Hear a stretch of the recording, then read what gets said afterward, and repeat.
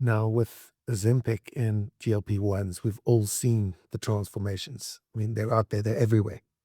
The miracle shots, the disappearing waistlines, the Hollywood glow-ups, we've seen it all. But behind the closed doors of many people's homes, there's a different kind of transformation happening, and it's not always pretty.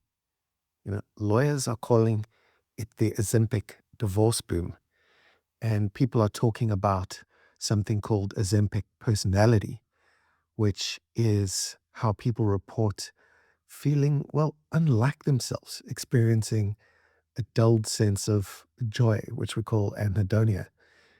And people are facing increased irritability, apathy, and restlessness. So these things are coming up. So while Ozempic is really, really doing a great job with weight loss, it is definitely something that has health benefits and longevity benefits. But, this was a drug that was designed for blood sugar, leading to a surge now in marital meltdowns and Ozempic divorce. So today we're going beyond the vanity of it all, which, remember, was one of the 7 deadly sins. So we've got to take it seriously.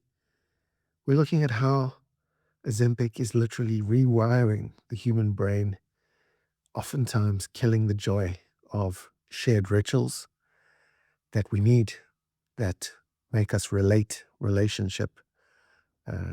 us relate to each other, and why losing the weight often means losing your partner. It sounds like a tabloid headline, but the data is real, and it's coming out hectically. For decades, we've known that bariatric surgery patients, for example, have a significantly higher divorce rate. I believe it's 14% higher, as far as the research can show. Now, with GLP-1s, we're seeing that same pattern emerge, but at a massive pharmaceutical scale. One of the big things is the power shift. I call it power plays. And in many relationships, there's an established balance where one partner has lived with, say, obesity for years and may have struggled with low self-esteem or felt lucky to have their partner. Suddenly, that partner loses 60 pounds. They get a surge of confidence, a new wardrobe. They're winning, so to speak. And critically, attention from the outside world starts pouring in, and it's intoxicating. The partner who isn't on the drug often feels left behind. They're still the same, but their spouse is a new person. And this triggers deep insecurity. And we're seeing sabotage behavior where one partner brings home pizza or sweets to try and reclaim the old version of the spouse. They're trying to grasp at what was once normal and what once worked as connection, intimacy, and interaction. So psychologists and coaches are finding that Ozempic doesn't quite cause divorce, but it acts as a catalyst. For someone in an unhappy or abusive marriage, and this is the important bit, the weight was a mental prison. Once the weight is gone and the confidence is back, they finally feel worthy enough to leave. So the drug didn't break that marriage. It gave one person the legs to walk out of a broken one, a broken relationship. So that's very important, is that the research shows that the effect that Ozempic has on marital divorce is generally caused in relationships that were already on the rocks. So that's important. The healthy relationships are still doing okay, but people need to work on those relationships if they don't want to see the effects of Ozempic personality or Ozempic divorce. So happy couples, relationships are built on rituals and connection, of course. So think about it. Friday night tacos, Sunday night uh, date night. We do brunch on a Saturday morning, sharing a bottle of wine after a long day. These are all dopamine bonds. Ozempic works by suppressing the brain's reward system, which is significant. It doesn't make you hungry. It mutes the hits you get from food and alcohol and generally wanting. So we've seen something new, and it's called the solo dinner. If your marriage was built on being foodies and suddenly one of you finds the smell of steak nauseating and can only handle 3 bites of a cracker, that bond is gone. The non-Ozempic partner ends up eating alone on the couch. There's a feeling of rejection that comes with that. There's a feeling of judgment that comes with it too. It's not just a diet change. How could we ever think that was going to be the case? Sometimes it's the death of a shared love language. So Ozempic personality is something that keeps coming up as well. So let's talk about the brain a little bit. This is the part people aren't talking about enough, this psychological rewiring of the brain through rapid psychological and physiological changes, definitely emotional as well. There's an anhedonia effect that people talk about. Some users report a blunting of joy because these GLP-1s affect the dopamine pathways directly. The things that used to be fun, shopping, hobbies, even sex, can feel boring. I don't need it. If you can't feel pleasure, it's very hard to be engaging or romantic to a partner for some people. So there's an effect there. And the 2026 data on mood, you've got to remember this is a new drug with no long-term research. And this has suddenly become okay with the world. Since COVID, rapidly getting things out there doesn't seem to be a problem. So recent studies from 2026 have shown a dual reality. On one hand, many people feel less anxious and depressed because they feel better about their health. They've got that better self-image. But on the other hand, there is a subset of users experiencing Ozempic irritability. When you take away someone's primary coping mechanism, food, alcohol, conversation and connection, they haven't learned new ways yet to handle stress. So they become what we call hangry without the hunger. They're on the edge, and sometimes they need to learn what we call HALT, HALT, hungry, angry, lonely, or tired, and not react when they feel these emotions. There's something else called cognitive dissonance, where your brain takes a long time to catch up to your body. We're seeing a body dysmorphia in a way, a lag where the person in the mirror is a stranger. And this creates a kind of dysmorphia, a psychological unsettling, really, that can lead to mood swings and emotional withdrawal. So, at the end of the day, is Ozempic the villain? Probably not. It's a tool and it works for weight loss. And of course, weight loss is linked to longevity. It's linked to a healthy body, mind, and brain, a healthy heart. And it's a tool, really, that changes the operating system of your life. So if you're on this journey, or your partner is, the heavy lifting isn't at the gym with this one. It's in the communication. You have to find new rituals. You got to become aware of these pitfalls and don't fall into them. Communicate, talk, and even more than that, listen. When a partner is expressing concerns or something, we tend to be defensive. And when we get defensive, we don't listen. So that's very, very important. Don't break the connection, stay open. You have to find new rituals that don't involve a plate. You have to address things like jealousy before it turns into resentment. So losing the weight is easy compared to keeping the relationship. So what do we need to know here is that semaglutide, this Ozempic, can cause psychological side effects. Of course it can. cause and effect. So Ozempic personality is something to watch out for. Increased anxiety, depression, or anhedonia, that flat effect, and in some cases, some rare cases, suicidal ideation.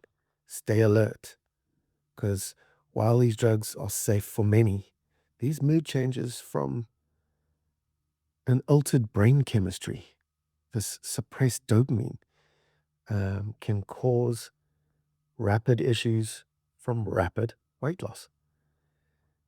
Remember to look out for Ozempic personality, which is whenever you or your partner or someone is feeling unlike themselves, experiencing that dulled sense of joy and connection. Look out for irritability, apathy, restlessness, and stay on top of it. Simply put, it's not something to be ignored. We must remember that it affects most people who already have relationships that are in crisis, because there are positive reports as well. And conversely, many couples find that improved health, increased energy, and higher self-esteem in a partner leads to more active, positive, better sex, better connection, and more intimacy. So we must navigate the challenges and just be aware of them instead of ignore them. It's not green lights all the way with anything that is put into your body from the outside to solve an internal problem. And that's the main thing that we need to know. So it always is about communication. It's about changing needs and finding new ways to bond and connect beyond the food and booze. And we must remember that if unspoken tensions of any kind are left unresolved, they will create distance, resentment, and even deeper issues in a relationship. Many, many people who come for marriage counseling and so on and have an issue with intimacy and their sexual relationship, for example, report that it is because of the horrible things, the bitterness, the resentment that the partner once used that they just can't forget. And that keeps the divide in the bedroom, in the marriage, and in the relationship. So Ozempic personality, Ozempic divorce, and all of these things are not caused by the drug. They're caused by external changes that we bring into our bodies, our hearts, and our minds. So can weight loss end a marriage?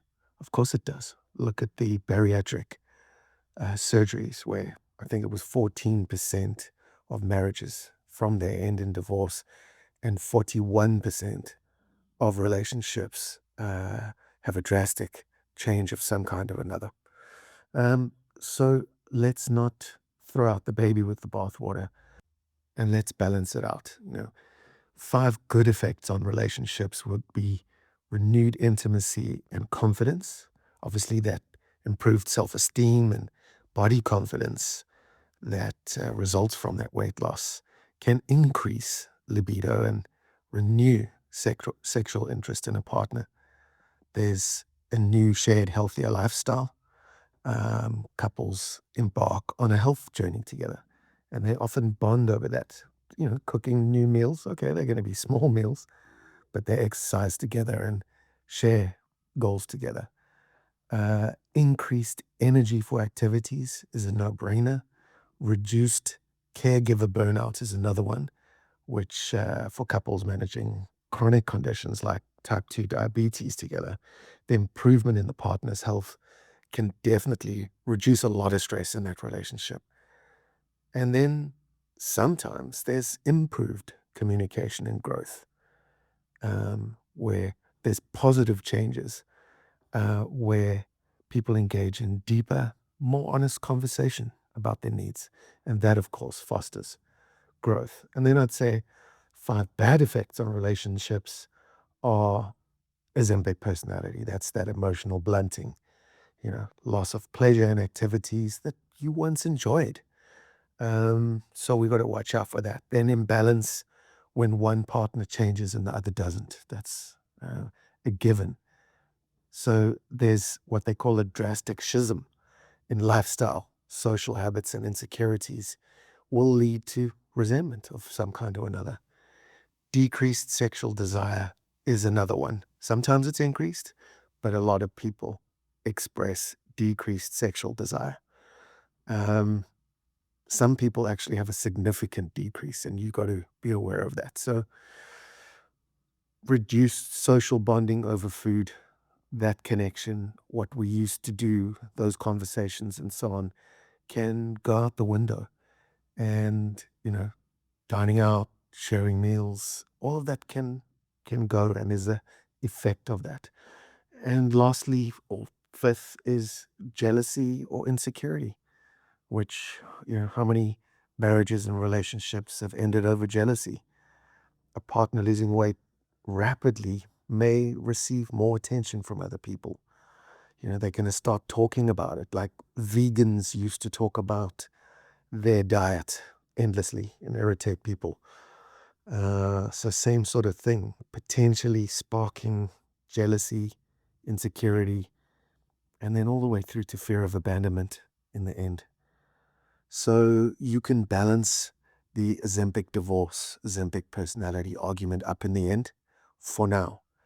But just realize that for every action, there's a reaction in the opposite direction. Let's stay aware, stay mindful, put God first, and everything else will follow. As Friedrich Nietzsche said, it is not a lack of love, but a lack of friendship that makes unhappy marriages.